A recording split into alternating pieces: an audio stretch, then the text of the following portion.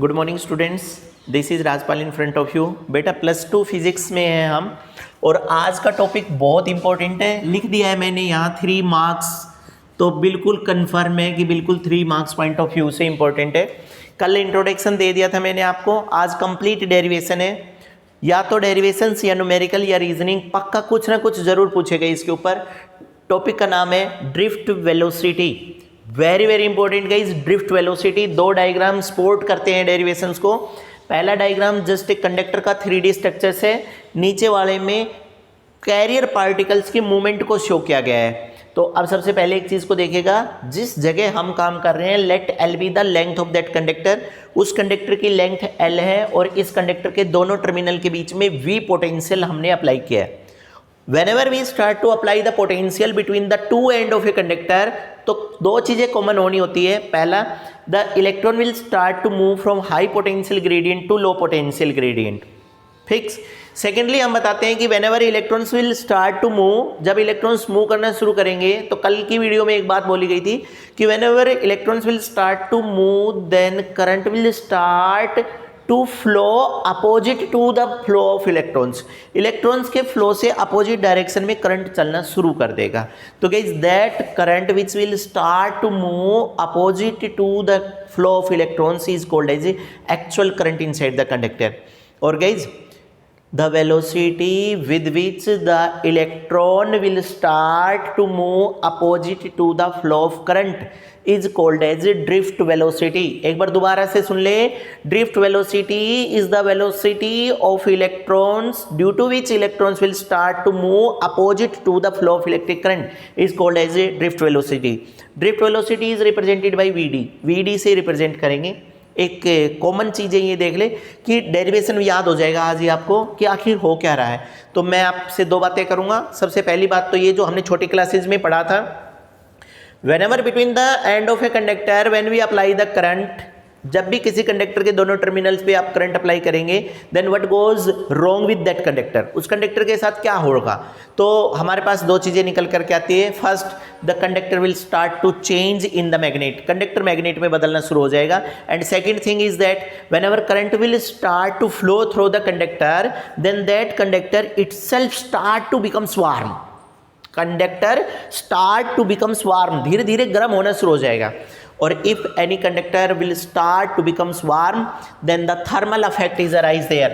So guys, carriers are free inside the conductor। carriers free है conductor के अंदर, so they are randomly capable to move here and there। वो randomly move करना लग जाएंगे इधर उधर। and the resultant velocity due to which the carrier will start to move here and there is as 0।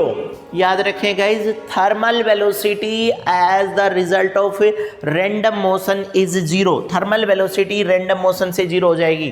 क्यों? क्योंकि थर्मल इफेक्ट के कारण कैरियर रैंडमली ओरिएंटेड होंगे। रैंडमली ओरिएंटेड होंगे तो कल भी बोला गया था, रैंडमली ओरिएंटेड होंगे तो ब्राउनियन मोशन में डिस्प्लेसमेंट 0 होता है बच्चा। और if displacement is 0 then velocity is 0। तो एक तो बात ये निकल करके आई है कि थर्मल वेलोसिटी 0 है इस केस में। आइएगा, u1 is the thermal velocity of first electron, u2 is the second, un before the last, ये हमने बता दिया। एवरेज निकाल दूं तो u average u1 plus u2 plus un is equal to 0। Confirm हो गया, बहुत अच्छी बात है। थर्मल वेलोसिटी अगर किसी कंडक्टर के अंदर कभी भी अगर आप लोगों को फाइंड आउट करनी है, then guys that always be 0, वो हमेशा 0 के बराबर होगी। अब आपने क्या कर दिया, अब हमने उस कंडक्टर के दोनों एंड के बीच में पोटेंशियल अप्लाई कर रखा है V। तो guys potential is if applied then that created potential gradient. और पोटेंशियल ग्रेडियंट के लिए सब लोग एक बात याद रख लें, potential gradient is the ratio potential per unit length. अच्छा, potential gradient is the potential per unit length and that are equal to E। So E is equal to V by L। अब derivation को उठाते हैं, simple. एक बात आज जब video start हुई तब से हमने बोला था, whenever current is applied through the end of a conductor, then that show the magnetism, that means a type of force are arise there। तो फोर्स का जिक्र तो किया है डेरिवेशन में, तो फोर्स का जिक्र किया है तो फोर्स होगा क्या, F is equal to ma। और बच्चा यहाँ से A is equal to F/m, बहुत इंपॉर्टेंट है। इसके बाद अगर हम आगे चले, इलेक्ट्रोस्टैट में फोर्स को किससे बताते हैं? F is equal to QE, और Q का काम कौन कर रहे हैं? इलेक्ट्रॉन्स, क्योंकि इलेक्ट्रॉन्स चल रहे हैं। तो F is equal to QE और F is equal to EE।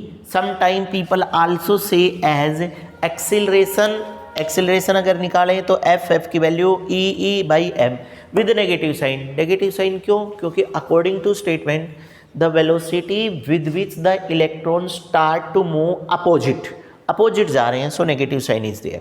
हो गया, एक्सिलरेशन निकाल दिया है, सेव कर लेंगे इसको यहाँ। अब सबसे इंपॉर्टेंट बात देखो, जब किसी कंडक्टर के दोनों एंड के बीच में आप पोटेंशियल ग्रेडियंट अप्लाई करते हैं, एक तो कंडक्टर गर्म हो गया, थर्मल इफेक्ट आ गया, थर्मल वेलोसिटी आ गई।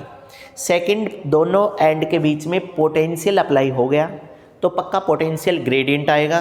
पोटेंशियल ग्रेडियंट के कारण carrier will start to move from high level to low level, वो चलना शुरू कर देंगे। अगर वो चल रहे हैं तो दो वेलोसिटी आ गई, एक velocity due to thermal effect, दूसरा velocity due to induction, that means as a result of applied electric potential. जब इलेक्ट्रिक पोटेंशियल अप्लाई किया हुआ है उसके कारण, तो हम दोनों और फिर सुपरपोजिशन प्रिंसिपल को लगाएं तो सुपरपोजिशन प्रिंसिपल कहता है quantities of same nature are at there, it means we have the two types of velocity, और दोनों की दोनों वेलोसिटीज़ को अगर ऐड करें तो हमारे पास निकल करके आ रहा है नेट वेलोसिटी, यानी कि V1 is equal to U1 plus A₂1।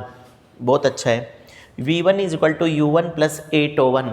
बच्चा U1 आपको पता चल रहा है पहले इलेक्ट्रॉन की थर्मल वेलोसिटी और पहले इलेक्ट्रॉन के ऊपर velocity due to the applied potential, that is A₂1। अब सबसे बड़ी चैलेंजिंग अपॉर्चुनिटी ये है कि किसी तरह से मैं आपको A₂ को वेलोसिटी सिद्ध कर दूं तो फिर आपको जच जाएगी कि सुपरपोजिशन प्रिंसिपल लग गया। तो बच्चा आप एक चीज़ देखो कि इधर कौन आएगा, we don't know about it. इधर देखते हैं एक्सीलरेशन इनटू टो, और टो इज़ द टाइम, ये टाइम है हमारे पास, टाइम पीरियड। इसको आप ऐसा भी समझ सकते हैं A इंटू टो। और बच्चा A को क्या लिखूं? V/T इंटू टी, और T से T कैंसिल, तो देखो कौन बच गया? V बच गया, वेलोसिटी बच गई। हैंस यही हम कहना चाह रहे थे कि अगर किसी जगह पर A इंटू टो है तो वो भी वेलोसिटी है। तो क्या कर दिया? पहले पार्टिकल के ऊपर वेलोसिटी 2 यानी कि U1 प्लस A₂1, दूसरे पे U2 प्लस A₂2, इसी तरह से लास्ट तक पहुंच गए। अब आपको क्या निकालना है? आपको निकालना है VD, drift velocity. It is the average of all types of velocity of the electron. So VD V1 plus V2 plus Vn divided by n। बच्चा आराम से ना V1 की वैल्यू रखो, बहुत आराम से देखिएगा, मैंने रख दिया U1 प्लस A₂1, फिर U2 plus A₂2 plus plus plus plus last तक चलेंगे डिवाइडेड बाई n। आपको क्या करना है? U1 plus U2 plus plus plus UN common ले लो डिवाइडेड बाई n, दो अलग अलग पार्ट्स में कर देंगे। हमने कर दिया VD is equal to U1 plus U2 plus plus UN by n, plus ये देखो यहाँ भी A कॉमन है, A को कॉमन ले लिया, और इधर बच गया टो1 प्लस टो2 plus plus tau n by n। तो बच्चा ये तो जीरो हो गई, ये पूरा फैक्टर जीरो। क्यों? क्योंकि थर्मल वेलोसिटी रैंडम मोशन के कारण निकलती है और वो जीरो होती है, ये तो जीरो हो गया। तो बचा कौन? VD is equal to A टो1 प्लस टो2 plus plus tau n by n, और VD is equal to A into tau average time period. आप एक काम करिएगा, A की वैल्यू जो यहाँ निकाल करके आए हैं, पहले से ही प्लान थी हमारी, A की वैल्यू को यहाँ रखो। So VD is equal to minus EE/m into tau. हो गया। नेगेटिव साइन का बता दीजिएगा।